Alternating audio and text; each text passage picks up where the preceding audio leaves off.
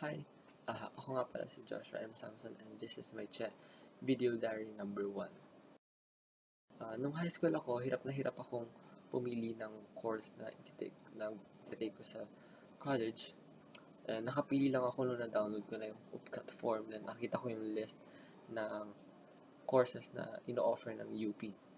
And tinignan ko yung mga engineering courses kasi gusto ko merong engineer dun sa pangalan ko pag nagtatrabaho ako. Tinignan ko yung mga engineer hanggang sa nakita ko yung chemical engineering nga.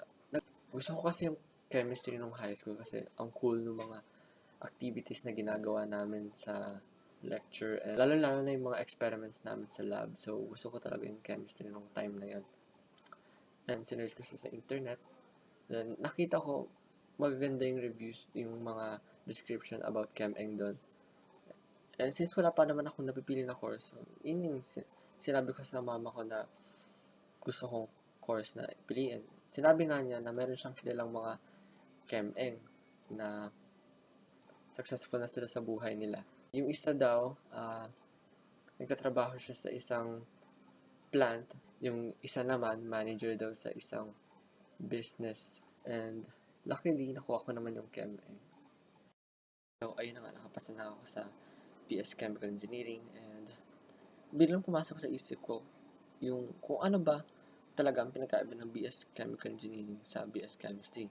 And isa yun sa mga nagustuhan ko sa Chet 100 dahil dinefine nila kung ano talaga ang BS ChemEng at kung ano yung pinagkaiba nito sa ibang mga courses. And sinabi din sa Chet 100 yung history ng ChemEng kung paano unting-unting nabuo yung concept na chemical engineering.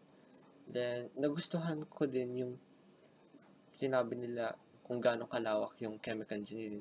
Nagulat ako na meron palang chemical engineers sa law. And isa pa sa nagustuhan ko sa Chet 100, na-excite talaga ako nung nakita ko yung syllabus na may plant visit. And ayun, gusto ko talaga mag-plant visit and na-amaze ako na meron palang ganun yung Chet 100. And siguro, dahil dito sa plant visit na to, mas lalo kong magugustuhan yung BS ChemEng. So, ayun.